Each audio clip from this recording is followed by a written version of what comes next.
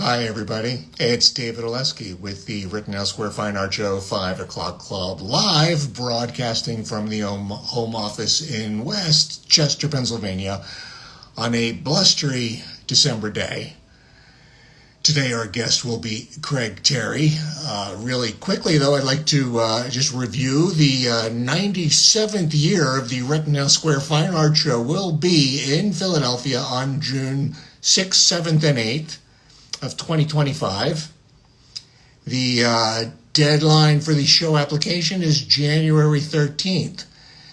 Now, that may not seem like that's coming up fast, but don't let that date get away, because on January 14th, you will have been too late to apply to the June show. And though we're in the doldrums of winter right now, it will be beautiful in June on that first weekend, and you'll want to be in Philadelphia with the Written Elsewhere Fine Art Show. So keep that in mind. The application is on zapplication.org. That's the word application with a Z.org. And get your application in. If you have any questions, feel free to reach out to the show. Contact them through the website, rittenhousesquareart.com, and hopefully we'll see you there. It's going to be a great time. So I'm bringing on Craig Terry here.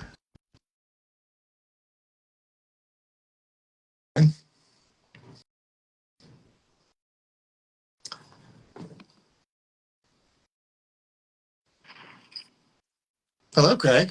Hello, David. How Hey, are you? good, good. Good to see you. Thank you for being here. Thanks for having me on. It's an honor and a pleasure. So I have a lot of questions for you, Ah, as always. I always okay. have a lot of questions for you. I don't know why, but Yeah. Craig Terry, his current home is in Utah. I think in Utah Artist Magazine, he is voted the most fashion savvy Oh, artist of come Utah on. at this time. I'm just saying what I'm reading here. Must be a low playing field out there in Utah. So, what's your experience with the Rittenhouse Square Fine Art Show? How many times have you done it? Um, so this last September was my second year. So far, I've only done the September show, which, um, I it was highly recommended from artists, even out here in the West. This is you don't hear about a lot of the Eastern, Midwest to Eastern, East Coast shows. So as I was hearing, once I heard about it a couple of times, I thought, well, let's check this out. And my first year experience was fantastic. Was just blown away by the city. That was my first time to Philadelphia, Ah, and was really impressed not only by the cool architecture, the surroundings, the square, Rittenhouse Square itself was just amazing. I love the history of Philadelphia, and anyway, there's just a really great energy about it. The show itself was even more mind blowing.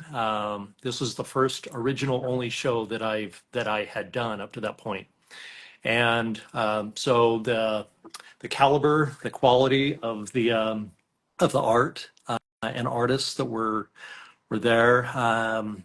It was I just felt like it was it was going to be a really great experience and a nice fit for my work also, which you know uh, tends to lean a little more urban, and I feel like the uh, the customer base is a very sophisticated crowd coming through the show, which I loved. yeah, it's a really great audience. I mean, they go to the art museums. They understand what they're seeing.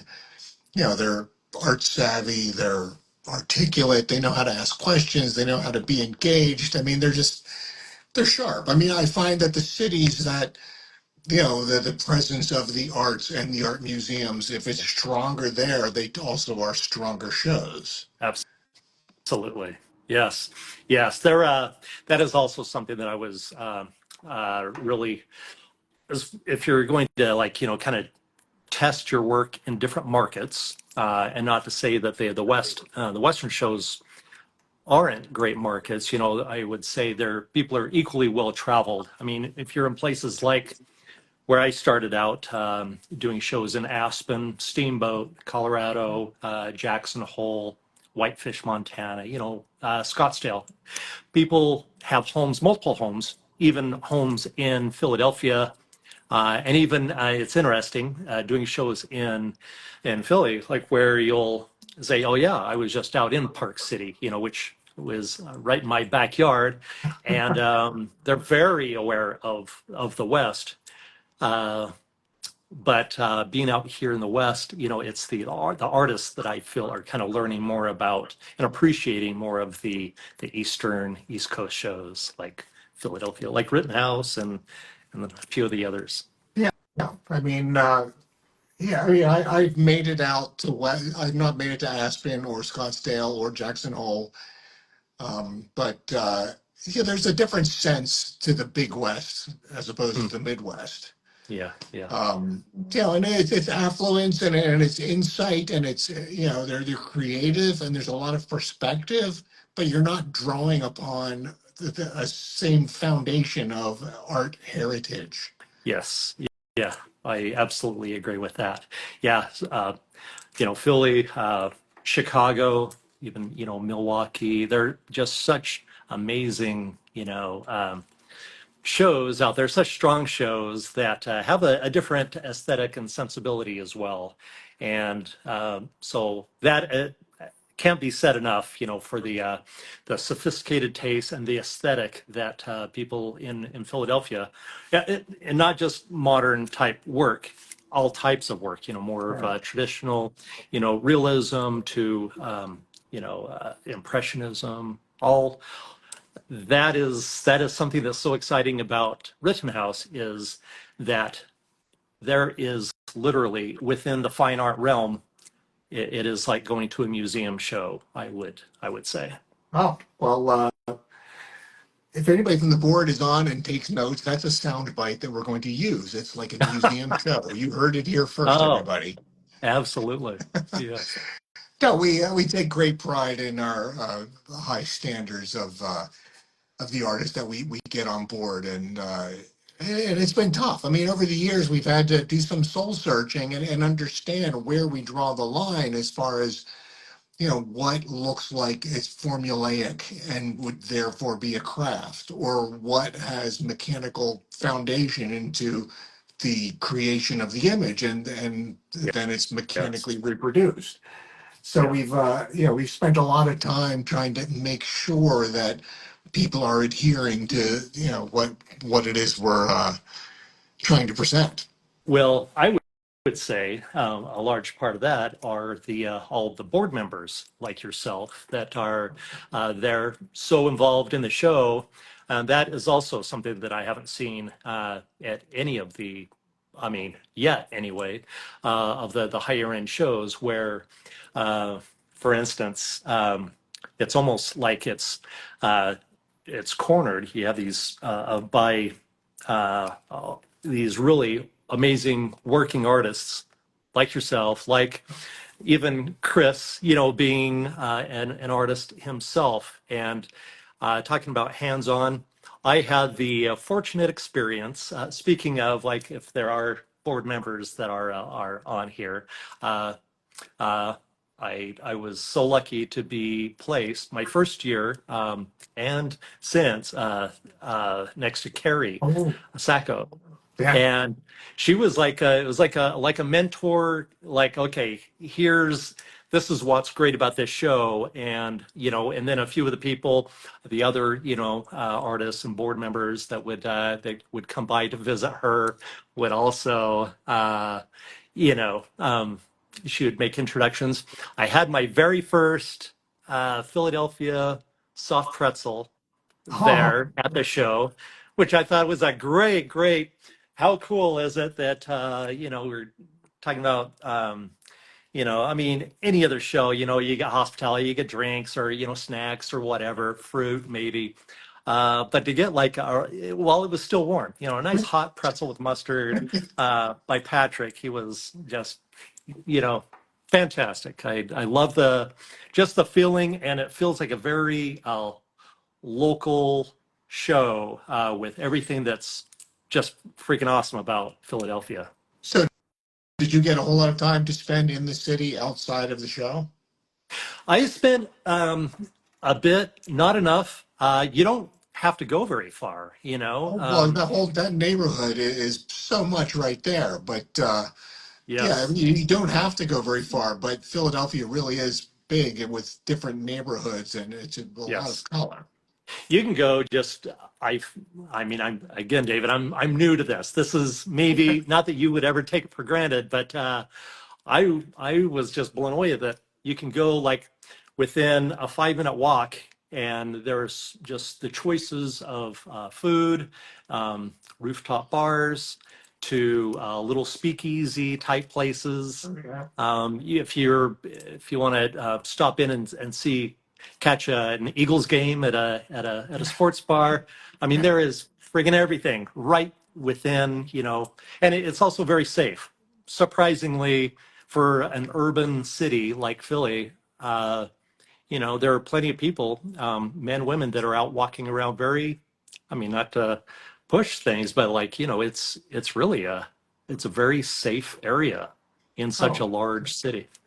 yeah, it really is. I mean, I was just down there this past weekend by City Hall and the Convention Center, and then down by the Penn's Landing, um, and South Street and Old City.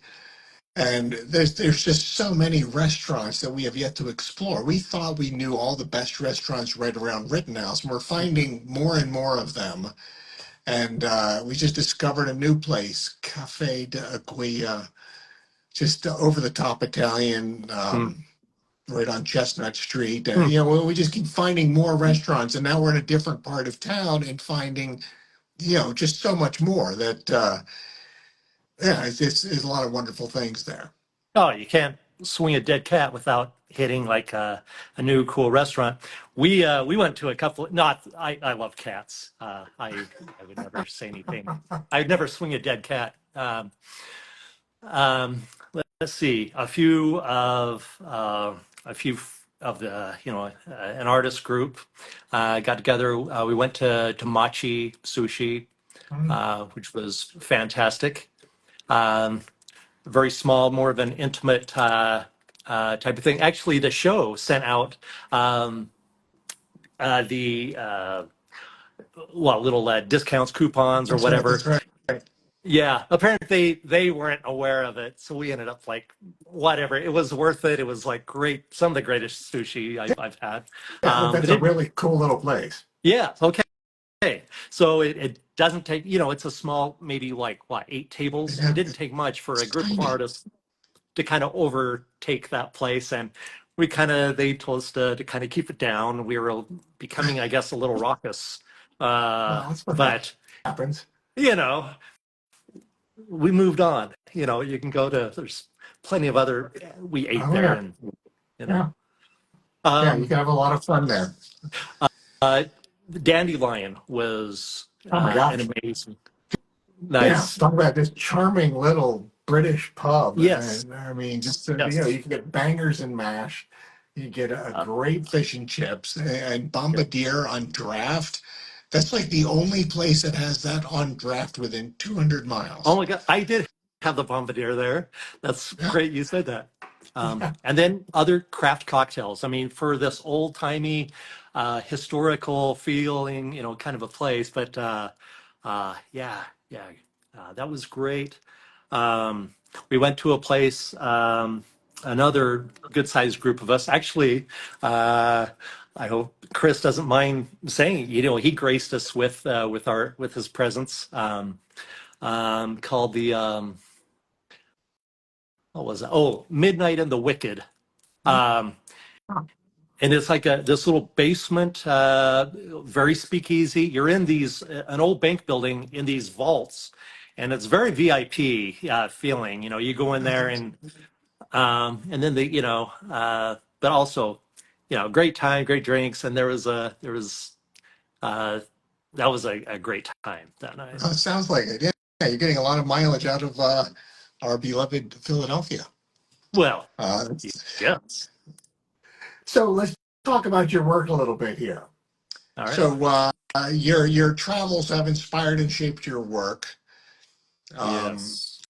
do you Yeah. have any formal education? Um, I've been to five different two-year schools, and a little bit about my growing up. Kind of, we'll take a round trip around the block here, a Sure, long that's trip fine. around the block. Go right ahead. All right. So, um, I going back to growing up here in Utah. My mother, I have to give her so much credit for uh, paying for tutors, even school teachers, to stay after school to really, do like more like teach me lessons because they're all working artists. They're really great artists. You wouldn't think that like, your seventh grade teacher could be like so freaking awesome, like outside of the school curriculum. Right. So doing like teaching like the really cool stuff, like, what do you want to learn? And I'm like, what do you want to teach me? Let's do some cool stuff. So so that was great, great experience, exposure. And then my first art show that I ever went to was the Park City Art Ah, Festival, and I was 12 years old. Went up there again with my mom. We were just, and of course, that was over 30 years ago. Things have changed a bit, oh, yeah. but going up into the street, and I'm like, this is amazing. Look at all these artists. Everyone does something so different, all the different mediums like we see. And I told my mom at 12 years old, like this would be great. I would love to do this. And she was, well, that's great, honey. And I just, continued on whatever, even though she was so supportive. It wasn't until years later, and then to actually be chosen to do the Park City Art Festival, the Kimball show, and that was a really full circle moment for me. And what a wonderful show. That's I love that show, great memories. And so okay, to get back to your question on the inspiration for my work, I began by doing more traditional representational type of work. When I was in high school, going into college, I thought that I would be more of like an impressionist type painter, and then which led to more post-impressionism. I love, and then more and more my work became more modernist. And when I started doing the shows out here in the West, of course, with the mountain modern, or down in Scottsdale, the desert minimalism, type of work, you find your customers like we do. But I felt like doing these large scale 4 by 5 foot portraits of Native Americans. They had more of like a modern, like a Warhol type of a feeling to them. Right. Uh, and then after I had just done painting enough moose, elk, bison, I thought, this isn't me anymore. And I don't, they were very well received, but I became kind of disenchanted with that and started phasing out the representational and bringing in more and more of like rustic modern pieces Right. that looked like charred wood on like an old, you know, wooden barn, or let's say a concrete wall, or uh, steel. Like um, I sp- I spent years in printing, and working with industrial materials like printing ink on these. high-speed presses the size of a bus with, Oh, they have the catwalks all over them, like a four-man, four-person woman crew. Uh, and, these are pumping out, 80,000 sheets per hour. They're, uh, but it was more of the process of the production, the materials, and I was also taking graphic design courses at the time. And considering this is when I was in LA, Southern California, in another life, I had juice bars in Laguna, and I mean, doing the things we do, yeah. and then worked for years at Nordstrom. I was in retail uh, and restoration hardware. So a lot of the same clientele that we have now, Right. just in a different application. Right. Oh, interesting. Yeah. Anyway, quick little bio or what Yeah, for yeah. whatever Well, that's worth. that's fascinating. I mean, there's so many parallels to those high-end retail establishments and what we do on the street. Yes. Is that try to present our work in a way that gets blinders on the people, and you don't see us on the street. You see us in a very contained environment, Yeah. and yeah, that's really interesting. So your work now, there's a broad range of what you have as your body of work every time I see you. That if there's some distressed metal, there's some paint techniques, there's some paint resist techniques.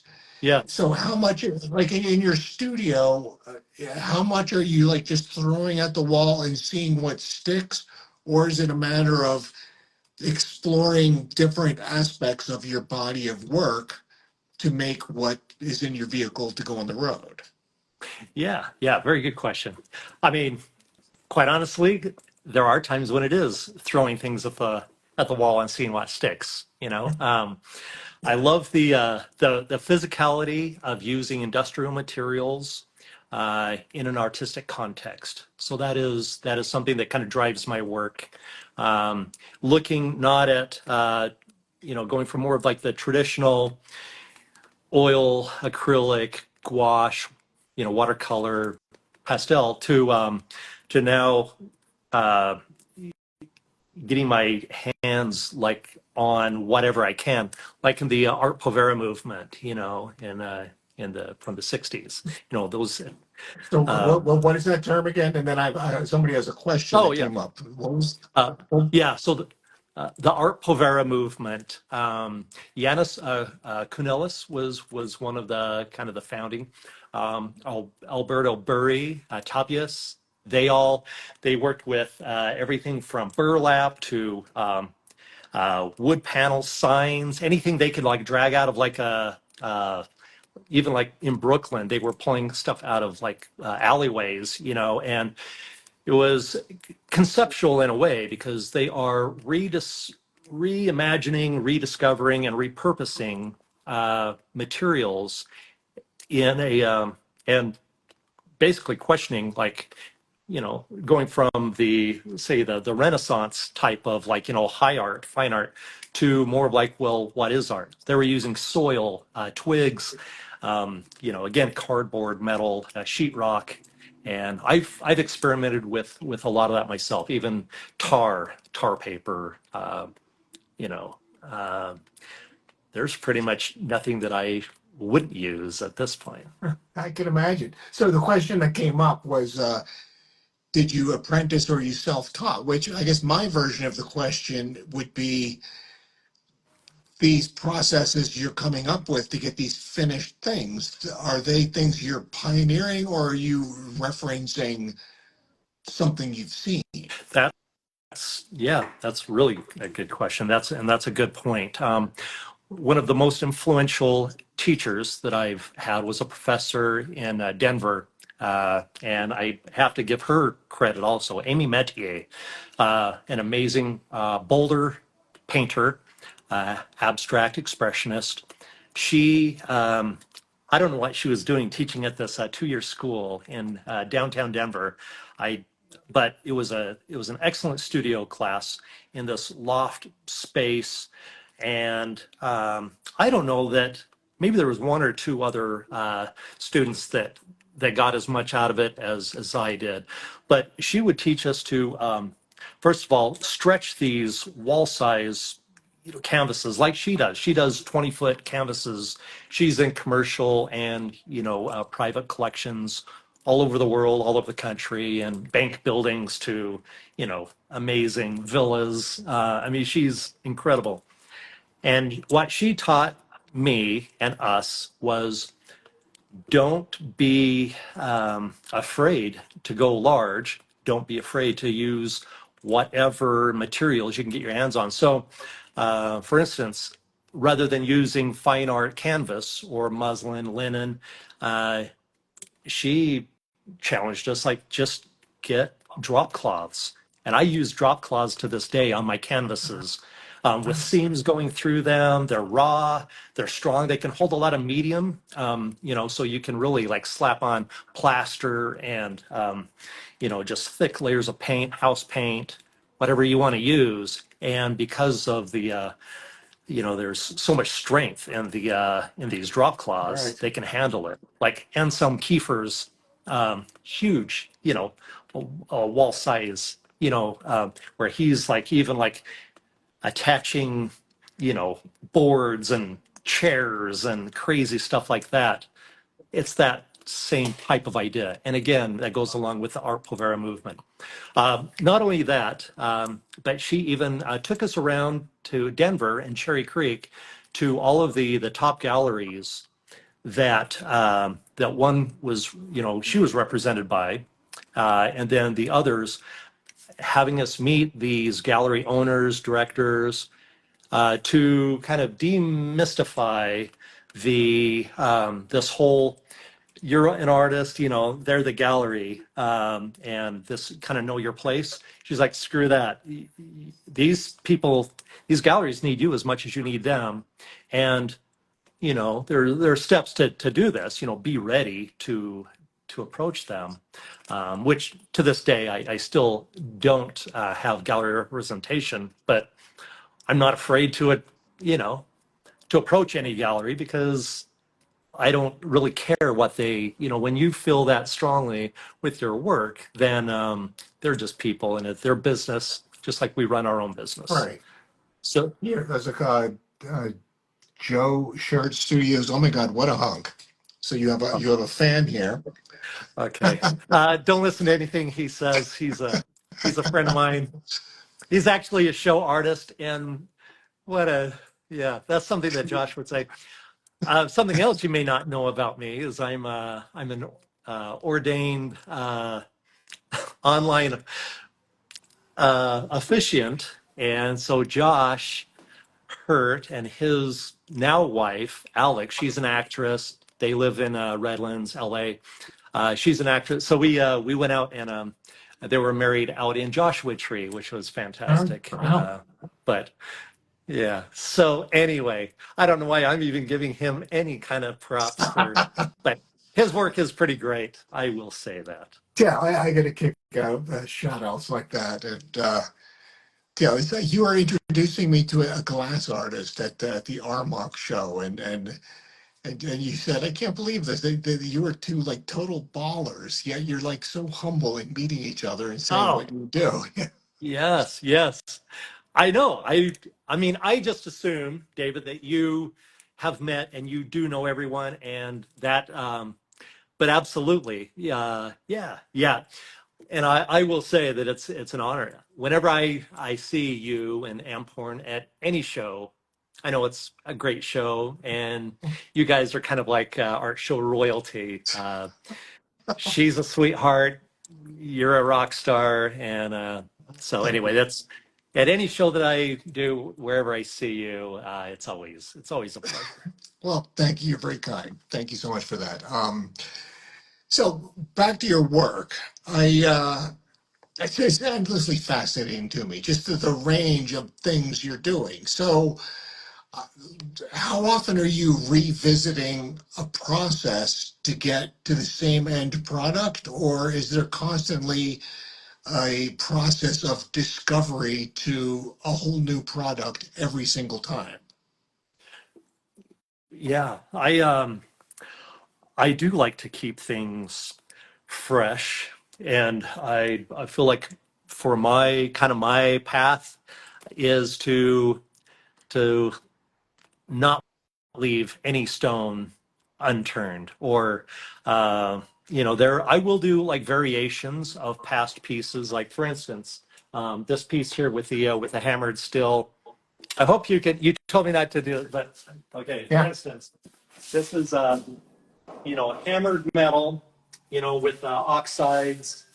Um, this, for instance, is tar with enamel paint on it. The yellow is steel, and I'll use oxides. And then this piece, these are actually the red piece, this piece. They're both commissions. That the red one's actually going to uh, Lake Como, and then this one is the silver and the black. That's going to that's a commission for uh, Park City, Deer Crest. So that's what I'm saying. Like when your work will find its customers no matter where they find us. And that's what's again so great about Rittenhouse is that people are so well traveled that people they go to high end galleries, they go to museum shows, they have private collections. I Anyway, not to spill the tea on collectors, but I mean, there's some of these people, like, I mean, they have like original Cezannes, or like, Robert Longos, and Yeah. you know, Well, David, yeah, like well, I it's know, I know. I've seen some of the collections, and I'm endlessly honored to be part of it. Two things came up in the scroll. Carrie Sacco just ah, shouted out, "How much does Craig love our Rittenhouse show?" uh, I'm a huge fan, honored to be there, and honestly, that is a show that would really hurt, to not get in. But I also respect the show and the whole jury process that I would be I would be okay if I didn't get in the show. I will absolutely keep. You know what? Yeah, Carrie is amazing, and I love her work. I have to give another more props to Chris as well. While I was at the show this year, okay, last year they were building the new Laurel Tower. And I kind of shared this a little bit, but I had to tell Chris this, that when this couple that came in purchased one of my pieces, and they said, yeah, actually we saw your work, we wanted to buy it last year, uh, but they're in the Laurel Tower, one of the newest towers, there Yeah, yeah. adjacent to the show. Well, and I'm like, well, that's fantastic. And then I'm so glad you came back. She said, well, we were planning on it, but your director went over and did a meeting with all the residents, because everyone is looking for new art, in this tower, this modernist tower, and it has one of the fastest elevators.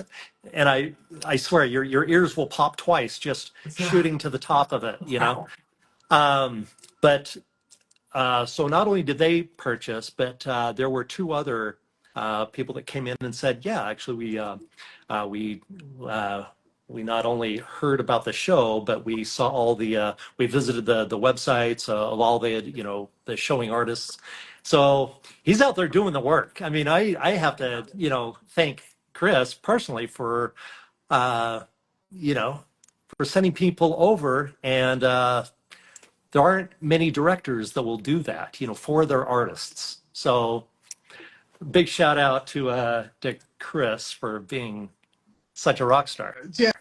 Well, he's got incredible energy. I mean, for being on your feet around the clock to do the show, and then to regularly be circling the show, whether it be on foot or on a scooter, Yeah, yeah, and just trying to be everywhere at once. And yeah, I mean, yeah, just I had a meeting with him this morning, and it's just endless energy. Which when I see him at other shows, I always have a quiet prayer that you don't hit the wall. You know, Yeah. he really pushes hard, even like when he's at other events. Yes, and does his own body of work. I mean, that's Yeah. I was happy to finally see uh, his work in person at Armonk, and like man, he's he walks the walk. And he's still just directs such a great show. So yeah, impressive. To do that, as well, even with your own show, David, right? Oh, well, Uh, thank you. do a little plug for you as well. Oh, well, thank you. Yeah, I mean, that's, you were saying how, like meeting with gallery directors and realizing that, we're working together. You're not above me. We're not, the entry level, trying to get access to what you have, that it is a business partnership.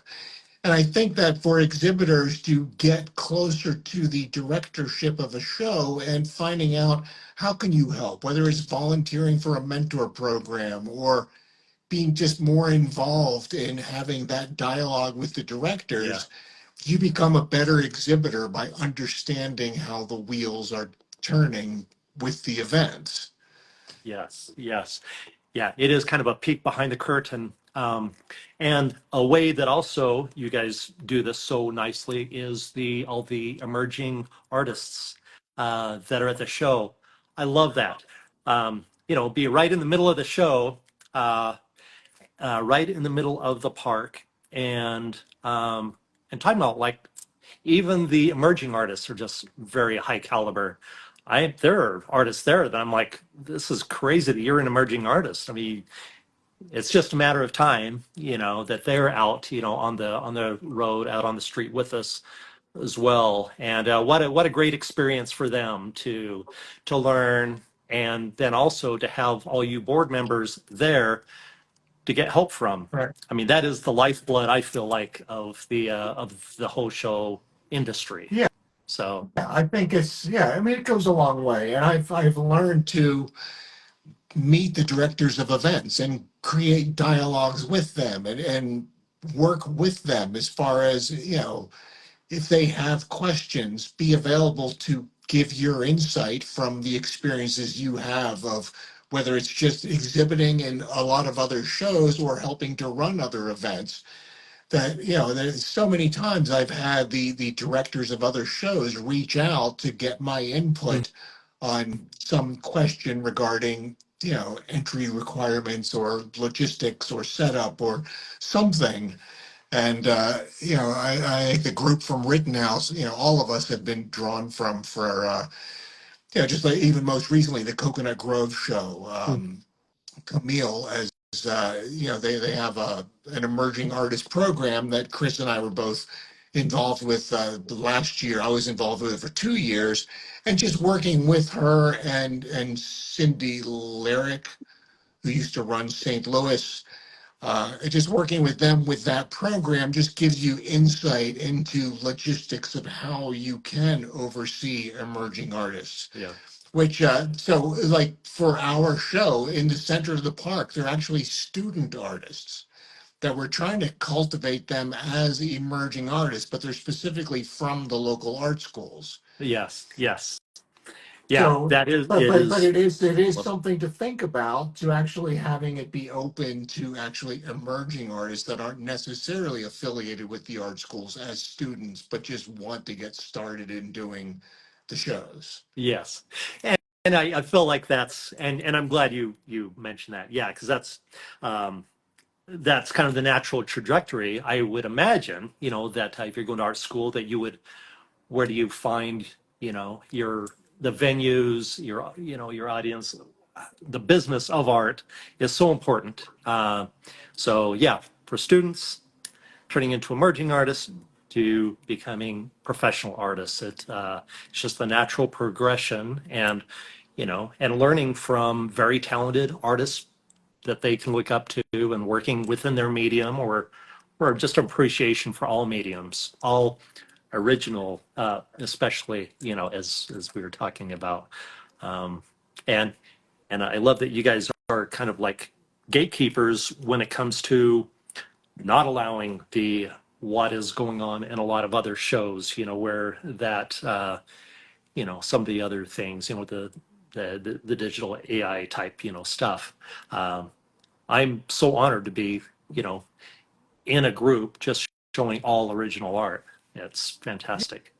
Yeah, it's refreshing. There's a different vibe to it, which I've had experience over the summer of one of the events that I run. Just by some accident, I had no photographers. There were one came in the last minute, but compared to it typically being a lot of photography, and there's a whole different vibe to an event where there's nobody, or there's not a large percentage of people saying any size you want. Mm, Same yeah. image, horizontal, vertical, recrop it, any size you want, drop shipped. Uh, That's, it's suddenly, it's a sales portal and it's not meeting the artist that made yeah. this. Yes. Yes, absolutely. I mean, our hands are dirty, they're oily. You can just walk into these booths that smell like turpentine or smell like fresh oil. And like yours, David, like the buttery you know, painterly strokes and everything. I mean, you just smell it and the fresh pieces and people come in and yeah, no, this is like fresh new work, like very uh, I they love it. I think as us as artists, we love it because there's that appreciation for it. And talking about it, just you know a well attended show, which seems like a much bigger. I mean, for such a small show, there is so much talent packed into the show that. It's hard to get even around the square to see everyone, but that is always the goal. And, it doesn't always happen because, it's such you don't want to miss out on anything that's going on in Oh, your, oh, I know. It's a star-studded event. I mean, it's like yeah, some of the shows. When you get there, you're going to see a who's who of the yes, major national art shows. yes, yeah. So much talent there. Yeah, it's an honor to be in this show. Well, it's an honor to have you, Craig. Well, Thank you, great. and thank you for being here today. This is really informative. I hope everybody enjoyed it as much as I did because whenever I look at Craig's work, I'm just endlessly engaged in the range of textures and techniques and materials and just completely different approaches from one to the next to the next. And every single time I see Craig's work, he's presenting all new. And just, it's like this piece in the back with the yellow. The yellow is paint. Yes, on steel, and it's hammered. There's if you were to look around the edges, you would see like how you really have to zoom in, I guess. But yeah, then I use oxides and things, to kind of explore. Again, color chroma is very exciting for me, even though a lot of my work can be a little more subdued.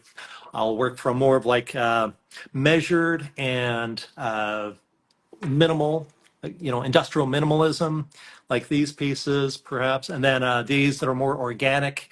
But I go from one, I call it being, it's like multidimensional. I can't just stay with one, but hopefully there's a cohesiveness to it.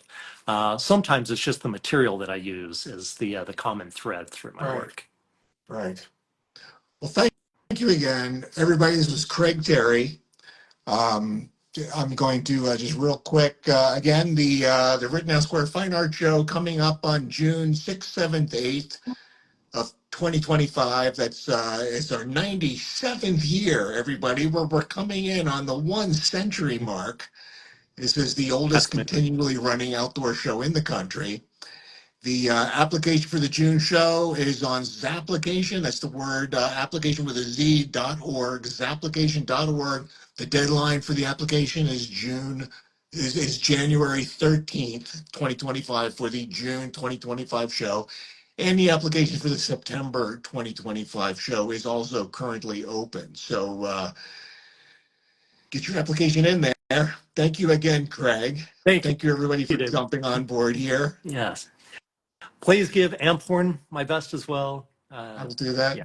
Look forward to seeing you guys again. You as well. All right. Take All right. care. Thanks, David. All right. Bye. Bye bye.